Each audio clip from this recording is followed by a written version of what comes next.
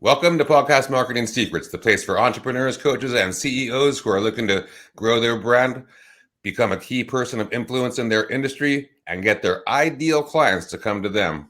I'm your host, Al Morenton. My guest today is Tom Conlon. Tom is the founder, CEO at North Street Creative with 20 plus years of experience in marketing.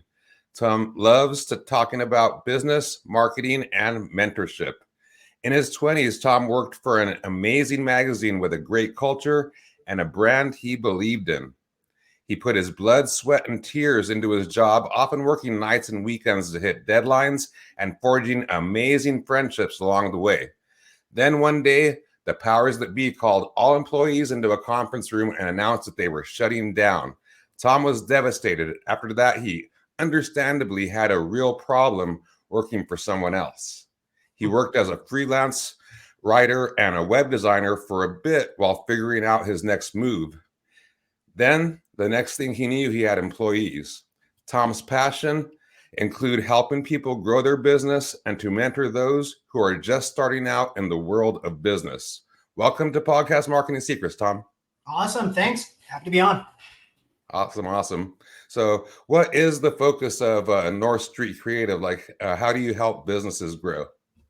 Yeah, so we're a branding and creative agency. So what that means is we can create brand names, brand identities, meaning, the sort of visual identity, brand messaging, right? How they talk about themselves, how they position themselves. And then website design and development is a very big part of what we do because a website is an organization's biggest marketing or sales asset. And so any branding work that we do feeds right into that. And so how do we help businesses grow? A big part of it is helping them identify their audience, what their audience needs. And I think a good way of putting that is what keeps your audience up at night? What are they worried about? And then what do you do or have that can alleviate that or assuage those concerns, make their life easier. And usually that has to do with connecting better with their audience, getting more traffic to their brand or their website or however they're measuring that. And then not just get the traffic, but convert that into whatever their definition of conversion is, which is then tied to revenue. That's awesome. That's really cool. So, so like you said, like you identify the audience. So for yourself with your business, when you were doing the freelance work and then you got, towards building out your agency, did you have that focus at first, or did you have to find that focus? Zero focus. I would say we were like machine gun fire shooting out into the air. We would do anything for anybody, right? I mean, it's interesting. There's a very, and you read early on, especially in the creative agency or the marketing space, that you really want to focus on a niche, right? Like niche down into like an industry or a vertical. And there's horizontal and vertical niching, but you can't be all things to all people, right? So you need to focus. Mm-hmm. When we started, the reality is, I'm capable of designing and building websites, and honestly, anyone who comes along and needs it, we would have done that for. And so that resulted in some interesting early work. So our first client, so our clients today, and I'll get to this, but we're very business to business. We're financial services firms, legal firms, healthcare, nonprofits. Our first client as North Street, and that was with a partner, was a dating service. So you couldn't have gotten further from what we do now. It was a matchmaking service, and we did our website. But even in those early days, I mean, we would do things like, we were even doing like UX and software design, which I want no part of doing now. We did a lot of interesting work with the Instagram API, doing live event visualizations. And it all seemed really cool, but you sort of, you step back from the agency and you look at it and it's like, how do you even define what North Street is and what it does? It looks like you guys do everything. Oh, you're going to build us software, and you're going to build us a brand, and you're going to do some live event stuff. Like that just doesn't seem like one company. Oh, and you're going to do it for a sneaker brand, a dating service, and a financial services company. Like there's just no. So what ended up happening was you get into these rooms with people or networking events or whatever, and they say, well, who's your perfect client?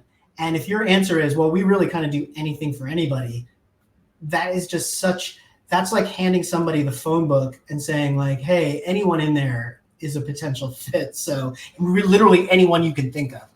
What I've learned over the years, and we're 13 years in now, is that you need to have a very defined focus on what you do and who you do it for, so that when that conversation comes up and someone says, oh, like, who's your perfect client? I can say specifically, so for me, it would be like, if you have a friend who's in the marketing department or is in charge of marketing at a law firm or a financial services firm, that's a fit for me. So that all of a sudden narrows down like the yellow book or the phone book that you were going to throw at them to a very, very narrow list of potential people that they can immediately think of and say, oh, I think I have someone for you, or they'll think of you later.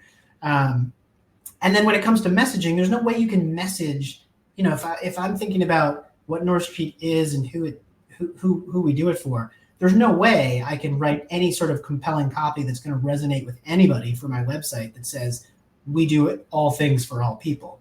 We need to say, we do this thing for this audience. If that's you, press this button here. Yeah, for sure. Yeah, and it goes back to that thing where like, just because you can do something doesn't mean you should, right? Right, exactly. Yeah. And so yeah, it helps you get more business too that way. Like you think like narrowing down actually will help you to get more business, but it also makes you more referable too, because like if you can't describe your business, then your clients definitely can't.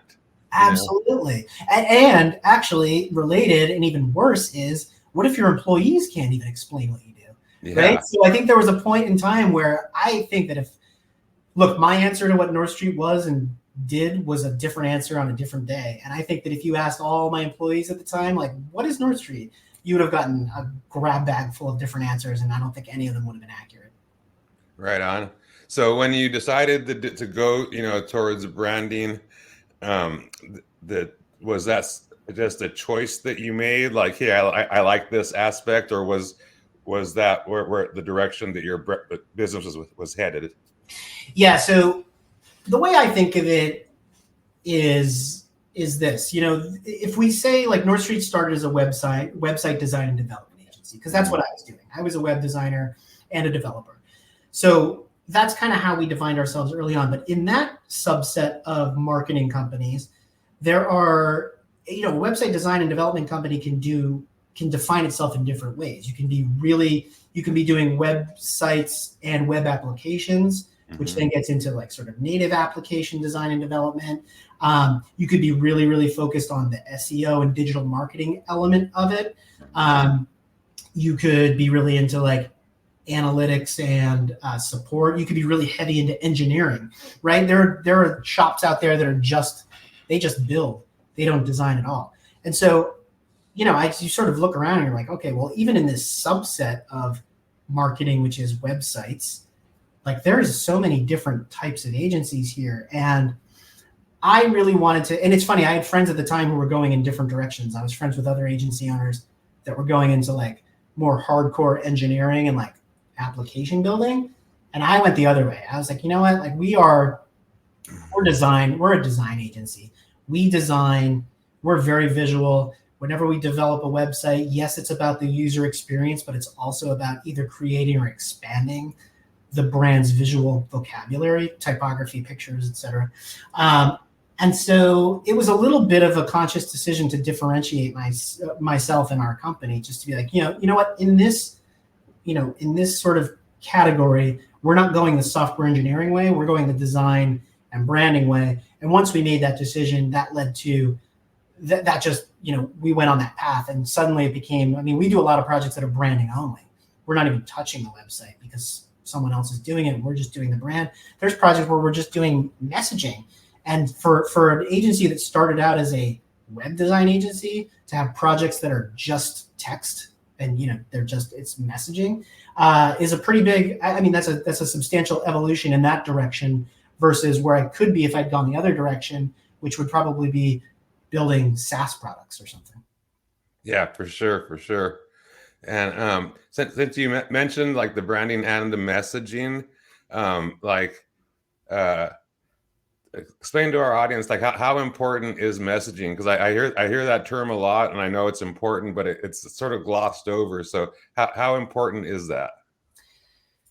Yeah, it's extremely important. I would recommend, there's a great book that's sort of like a primer on the subject, and it's called Building a Story Brand by a guy named Donald Miller. And it's all about storytelling and telling your story, but it's not just telling your story. It's like,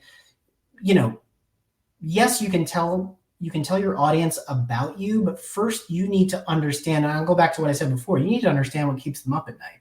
Like what the reason a person is going to raise their hand and say, yeah, I'm interested in speaking to you, is because your messaging said, hey, I understand what you're going through, and we've done this 100 times, and we have a process for it. We're very good at it. We're specialized in it.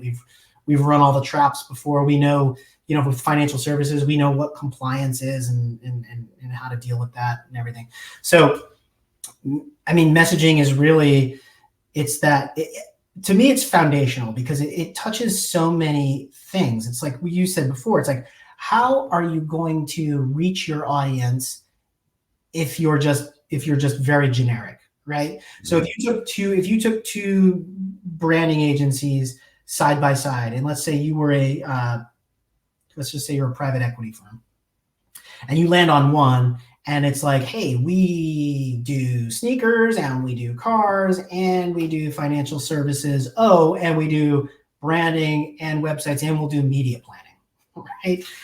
Or you get to my site, which says we do some very specific things, and we do them for very specific audiences, and we understand the problems that you're facing, and we have the solution to how to fix them. And so what that allows us to do is, yes, our audience feels like they're heard when they reach us, but it allows us to go out and build like a content strategy, say, for our own blog, because now we're not just writing blog posts for anybody that are completely unsearchable, right? If instead it's very focused on our audience and what they need and what we can do to alleviate any pain on their end. That's awesome. That's really cool. And I love StoryBrand too. Yeah, I'm familiar with that. I actually built this business, My Fit Life.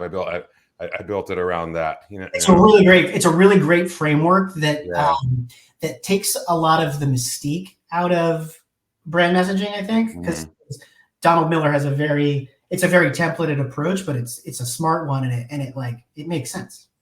Yeah, for sure. And yeah, and it's super cool that you that you did niche down, and you have that specific focus of your clientele that you like to work with. One of the things, can you briefly describe what is meant by brand strategy, brand identity, and brand experience? Sure. Let's go one by one. What was the first one? Brand strategy. Okay. So brand strategy is a very, very broad term. So there's 100 ways to define it, right? Part of brand strategy, I think, is brand architecture. So brand architecture would be this concept of branded house versus house of brands. So an example of that would be, and I'll use the consumer side of things, but it's like a house of brands would be PepsiCo, right? PepsiCo owns Pepsi, obviously, but it owns 100 other brands, which are all different, distinct brands that have different audiences, but they all roll up to PepsiCo. But what you don't see on a Frito-Lay's bag of chips is Pepsi flavored ranch, Pepsi branded ranch chips. It's Lay's or Fritos, and the Pepsi branding isn't even on there. It's like, if you look in the very bottom, it's like, oh, this is owned by Pepsi, right? So those are the two sort of decisions you have to make in brand strategy kind of early on. It's like, if I'm going to have multiple products, are they all going to have their own names and identities, or is it going to be the one master brand with just sort of like descriptors for what our services are? Then brand strategy is really that whole concept of who is my audience, what do they want or need, and how do I speak to them effectively in a way that's going to make them raise their hand or click the button on my website. And then it's figuring out, where are they, right? Like where is my audience? You know, are they at trade shows? Are they on LinkedIn? Are they reading trade publications? Are they looking at billboards on the side of the highway? So brand strategy is really this multifaceted word that has a lot, that can have a lot of meanings and interpretations to it. But for me, the core of it really is figuring out the how you're going to go to market in terms of who you're going for, what you're saying to them, and where they're living or playing in order to get their attention. That's awesome. Yeah, so it's the grunt work portion of it, like the foundational portion of building your brand, right? Yeah. And I mean, brand strategy is what everything else is built on, right? Every word of your website, every SEO campaign or paid campaign that you do is going to have language in it, and it's going to land on a landing page, say, that all goes back to your brand strategy, which is, this landing page needs to target this type of person with this type of problem, and it needs to offer them this type of solution, and it needs to have a big click here now button that's going to get them to get in touch with you or book a demo or whatever. Right on. And then when you move into brand identity, and then so brand identity is the visual, is just the how the brand is visualized, so how it looks and feels, right? And so that's definitely the logo, but the logo is just a very small piece of the overall visual identity. Visual identity to me is, it's the colors, it's the typography system, it's what types of photos or illustrations you use. If there's any kind of patterns, iconography, really just anything visual. And the idea there is, you want a visual identity so that every touch point that your brand or the marketing of your brand has should be consistent, right? So someone should meet you at a trade show, pick up a pamphlet, grab your business card, and the pamphlet and the business card look not exactly alike, but they're clearly the same, in the same universe. And then when they go and look you up on LinkedIn, maybe your background graphic should tie back, and then your website definitely needs to have the same language and look and feel that your brochure does. Without a cohesive, standardized visual identity, you don't want someone seeing you do a keynote or speak on a panel, think that you're like, you're really smart and I need to get in touch with you, get your business card, it looks great, and then they go to your website and it's totally disconnected from what they saw and experienced in person. They're going to first wonder, like, am I at the right place? And two, like, maybe this isn't what I thought it was. And I'm not so convinced anymore. So that's visual identity. And then, or brand identity. And what was the last piece? The brand experience. Yeah. So brand experience actually ties right into what I was saying, which was just that, well, actually there's a couple ways to define that. One is the experience of having cohesive materials, right? So you want to see an ad on TV, you want to see an ad in a print magazine, you want to go to the website, or go to a conference where they have a booth, and it should all be the same. But brand experience can also be, I think it can also be, this is maybe getting a little off track, but a big part of brand experience, I think now, is like what that brand does in terms of its mission or it's what it stands for, right? And so I think we're seeing that more and more in the world of branding in general, which is that, like, great, I get what you do, and I get that you're targeting me as your audience and that I have a specific issue I need help with, but what are you doing to better the world? And I think that last piece is becoming increasingly important, especially for younger audiences, younger employees, younger consumers. They want part of the brand experience, not just to be the service or product that's offered, but like what that company is doing in the world. Yeah, for sure. I could see that, like how that shift is being made, especially with the younger generations. like from the B2C side, like could brand experience also be like the Gucci store or something where they have you like wait in line and then they serve you like little drinks and stuff and have little snacks inside the shop, and is that part of brand experience as well? Yeah, absolutely. There's a great book called you might know it, E-Myth Revisited, where he talks about going to this like really small hotel somewhere in like now Northern California, I think. But it's like every time he had visited, they'd taken notes. And so they knew that like he likes the New York Times at his front door every morning. And it's like super personalized to him. So, I mean, absolutely. And what's interesting too, is you mentioned like the Gucci store.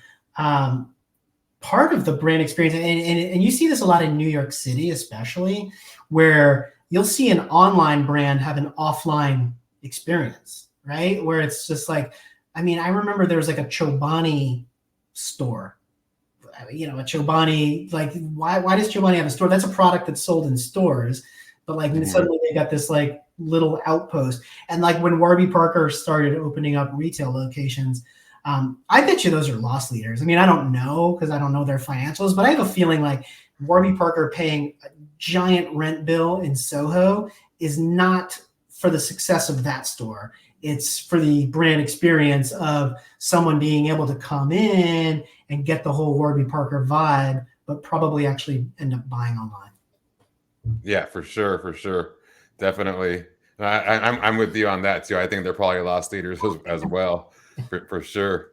But yeah, thank you for explaining those three different concepts in there, because a lot of people, even marketers these days, they don't understand complexities. Like, yeah, that's how I define them. Now, like you type brand strategy into Google and you're going to get like a million. Yeah, for sure. But yeah, but there is a thoughtful process behind everything. It's not just like, hey, I got a brand, you know, like you know. So yeah, and that's why a person like you and your company is so important, you know, defining that brand and the messaging and all and the experience. Yeah, it's what we help. It's what we help our clients figure out. And for the most part, it's in them already. They know it or they feel it. They just haven't really talked amongst themselves to get a consensus, and they haven't articulated it, right? And so like that's where we help. That's where we come in and help. And then there's also an external piece to it, because if you're internal and you think you know yourself and great, I wouldn't necessarily always stop there. I would do some external research or outreach as well. Talk to your customers, talk to your prospective clients and customers to see like what they think and what their impressions are of you, why they go to you, what they like about you, because that outside perspective is really important as well. Right on.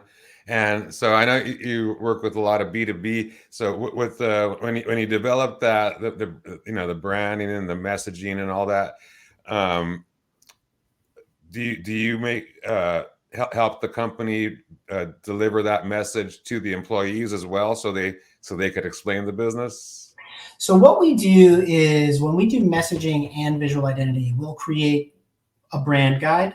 And so the brand guide, a visual brand guide is very standard. It's like, here's your logo, here's how not to use it, here are the colors you use. But the messaging piece is all of that work that we did to help them create, the language around who they are and what they stand for is on the front end of that brand book. So it's a nice document that opens up and it's like, here's our company, here's who we are, here's who we target, here's how we define ourselves, here are our values, etc. And now here's what it looks like. And so, yeah, as part of our scopes of work, we often have like training sessions where we're training people on the brand guide, but the brand guide does exist so that obviously not everyone who is in that training session is going to work for the company forever. And there's going to be new people that come in. So that's where the brand guide is handed to somebody on day one. And it's like, hey, just take a look at this because this is what everything we do is built on. Right on. It's like a little standard operating procedure. Yeah. Yeah, but just having that though is super important, and most businesses don't have that. The ones that they're running in circles. No, especially if you started the business yourself and you grew it over time, you've just been really you've been grinding, right? And you just haven't stopped to step and like look back and be like, wait a minute, like, what is this? Yeah, for sure, for sure. So speaking of that, start your business on your own and stuff like that. That's what you did, Yeah. right? And so this is sort of switching gears a little bit, but you went from being like a freelance web designer to, you said like all of a sudden you had employees. So you're owning a creative agency with employees and all the complexities that go with that. Did you have like some guidance or mentorship in developing that? Because that's not easy. No, it's not. And like, I think a lot of entrepreneurs or business owners or people who start businesses think that they're in it alone because their immediate circles of relationships and influence are not entrepreneurs or business owners, right? They're teachers, they're employees, right? So it's just a very different mindset. And so when you kind of look around and your struggles as a business owner do not line up with those of an employee. And I'm not saying one is less or more than the other. I'm just saying that they're totally different, right? Different pressures.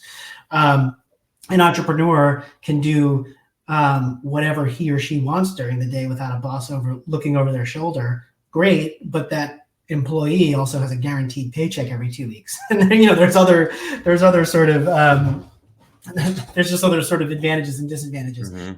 It took me a while to learn this because I really did think I was in it on my own. And then I got introduced to some other agency owners that were way ahead of me in their trajectory, bigger agencies that had been around longer with more people. And you would think that, and I think this is also something that entrepreneurs think at first is that, oh, they're in the same industry, so they're a competitor and like they're now my enemy. I found the opposite, which is there's more than enough business out there for all of us. So why don't we just be friends and talk about like what we do, how we've done it, what we've learned. And so early on, I had a couple of those relationships that were really helpful, like people that I could go to and just say, hey, this client did this, or this employee did this, or whatever. And to have someone who's already gone through it to be able to help you is huge. In 2017 or so, a friend of mine, I was having dinner with a friend of mine. And I was like, oh, man, I don't know what I'm doing. I'm like, my business, my revenue is flat, but my expenses are getting more expensive. And at some point they're going to cross and I'm going to be out of business. And he said, he turned me onto something called the Entrepreneurs Organization, which is known as EO. It's a global nonprofit organization that has chapters in cities all over the world. That was mind blowing because I went to this first meeting and it was like 50 other business owners, all different industries, talking about their problems and talking together about solutions. And I was like, oh my God, like this is what I've been looking for. This is like a business of, and it didn't matter. I remember I was having lunch with a guy that cleaned chimneys in New York City, which is a very lucrative business. And I was like, I don't have anything in common with this guy. I run a creative agency, but running a business is running a business, payroll, expenses, marketing, headaches with employees and clients. It's universal across businesses. And so that has been a resource for me over the years. I'm still in EO and it continues to be a huge resource for me. The flip side of that is that now that I'm in this position, which is not grandiose or anything, it's just I've been running my business for 13 years. There are much bigger, more sophisticated businesses that have been around much longer. But on the other end, there are tiny, smaller businesses who are trying to figure things out. And if I've experienced things and figured them out, like I'm not going to hoard that knowledge or experience. I want to share it. So I actively seek out mentorship experiences, both as a mentor and mentee. Because I think it's like, and that also goes for people who are looking for jobs out of college. Like there's a lot of mentorship that can be provided there because I interview people for jobs all the time. So I can help people figure out like how to get your resume noticed or like how to, the questions to ask in an interview to stand out. So yeah, mentorship, I would say to anyone out there who's listening, I would say seek it out as to help yourself, but also help others because There are answers to questions that are so basic to you because you've just known them for so long that someone who's just starting out has no clue about. Right on. That's awesome. That's great advice. And it's awesome to hear that the Entrepreneurs Organization has a lot of value with it too. I heard about it a few years back, like 6-7 years ago, and it seemed interesting. And I was like, I'm gonna I want to check that out. And then I never did. And then hearing it again, I was like, hey, I remember that from several years ago. Yeah, man, it's great. And I won't talk about it for too long, but there's a couple components to it. And one is there are great events, great learning events. So we had, you get these like keynote speakers that are just amazing that you get to go to these events. The other part of it is there is some of the chapters have what's called an accelerator, and those are for smaller businesses to help them. It's more curriculum based, but it's to help them just with the tools and advice to get them from, a small business to a bigger business with $1 million+ in revenue. And I ran the accelerator in New York for 2 years. So because I just, like I said, I love helping smaller businesses. That's awesome. That's beautiful. And so many of the people that, that listen to this podcast are like, they're, either coaches or entrepreneurs or aspiring, coaches and entrepreneurs. And so do you have any advice for them if they're looking to go from like that freelancer and they're thinking about making that jump? Do you have any advice for them? Yes, 100%. One is, I think my biggest one is that and this is probably from E-Myth, Michael Gerber's E-Myth as well, which is that when you start a business, you are the practitioner, you're the expert, you're the person that's doing the work. And, you love what you do. And so that's why you started your business. But as the owner of a business, you can't just sit down and design logos all day.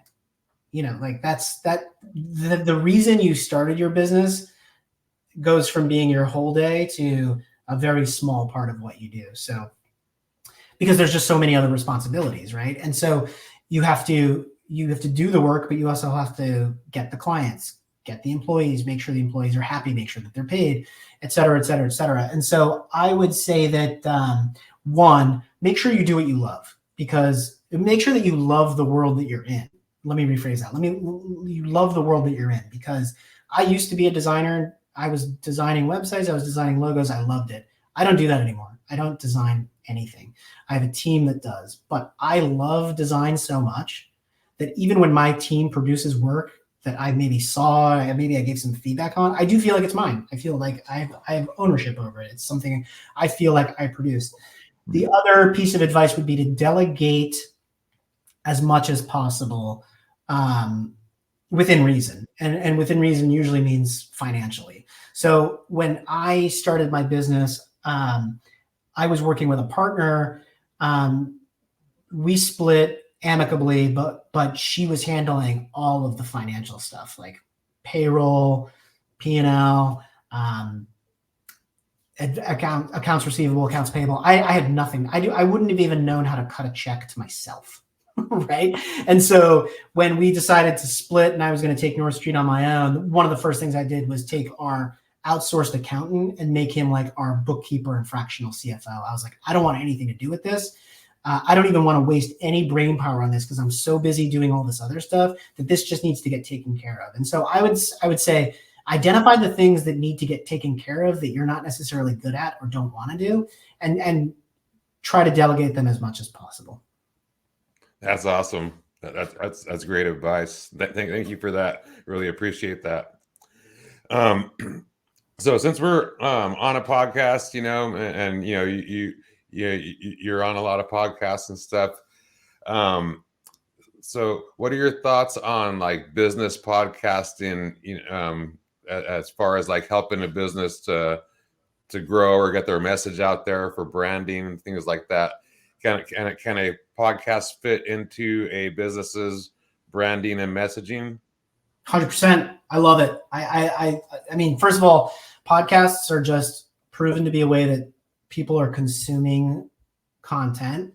And I mean, me personally, I consume a lot of business podcasts, right? It's just another way of learning, another way of entertaining yourself.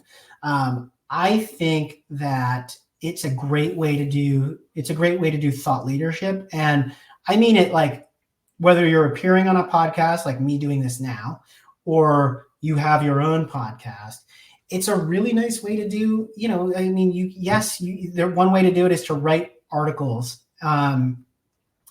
and publish them on your website.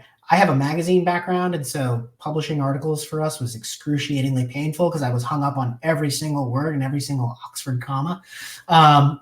So doing what I'm doing now, which is like just having a fairly informal conversation with you about things that I like to talk about, is a great way for me to go out and do thought leadership, or sort of just establish myself as a person who is knowledgeable about maybe starting a business, starting an agency, or being an entrepreneur, is a really nice way that's compatible with my way of communicating to get the North Street brand, the North Street message out there. So I'm a huge fan, whether you're talking about appearing on podcasts or launching your own. And the nice thing is, it doesn't have to be this super complex, overly produced, Hollywood show, right? It's two people like us having a conversation that some people, again, and it's like your audience, are going to get something out of.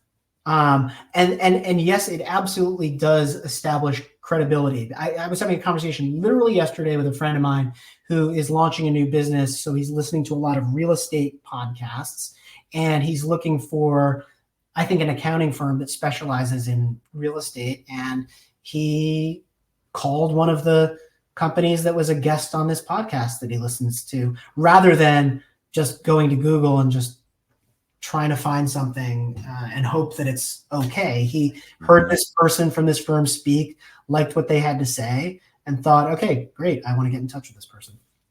That's awesome. That's really cool. Yeah. Yeah. And they are great for making, creating that like thought leadership, or making you like the key person of influence or center of influence in your industry kind of a thing. That's super cool. Yeah. So like I said, we really appreciate you sharing all your knowledge, because there are, there's established business owners and aspiring people, and they can get, so I try to ask questions that will get them going, get people motivated. So, yeah. And like I said, by the way, like I'm at this stage, there are plenty of people way ahead of me that I'm looking to learn from. Yeah, for sure. Yep. Yep. That being said, what's the one big idea or takeaway that people should get from this episode? I think it's really that if you haven't read it, look, if you're interested in branding and you haven't read it, pick up Building a StoryBrand. It's a really good primer on brand messaging. And I think that the important takeaway that I like to leave people with is branding and brand messaging is audience first, you second, not you first, audience second. Meaning, don't lead with your awards and your years in business and how many employees you have and how many offices and how many cities you have and what you do in what verticals. Lead with who you're talking to and like what's their problem, what's their issue, what's going to make their job or their life easier, and how do you fit into that, and build your language and your brand around that. Yeah, for sure. That definitely. There's this guy, what's his name? Jason Priestley. He talks about like the one big idea, the problem that you solve, like what problem do your customers or clients have, and you talk about that. You don't talk about your business, because your business problem is solved, but they know that you understand their problems and that you have ways to solve them. And through the messaging and different interactions, they could become comfortable, do their research, and then they'd make the decision to do business with you. Absolutely. And I'll double down on that and say that the best sales calls that we have are when we are asking questions that get the client talking about themselves and their issues that they need solved. And then in like the last 5 minutes, they're like, well, we saw your website and we know about you, but is there anything you want to tell about us? It's like, yeah, sure. We can tell you like the sort of biography information, but the more important part of the call was the questions and answers. That's awesome. That's really cool. Well, thank you for coming on the show, sharing your insights with us. For people that want to, like follow you, get a hold of you, what's the best way to do that? Yeah, northstreetcreative.com is our website. And then I'm on LinkedIn as Tom Conlon or Thomas Conlon. So I should be easy to find. There aren't a lot of us. Right on. Awesome. And we'll be sure to include those links below in the show notes below for the video and audio. Awesome. Okay. Awesome. So that concludes this episode of Podcast Marketing Secrets. This is Al Morenton signing off. I hope you have a successful day.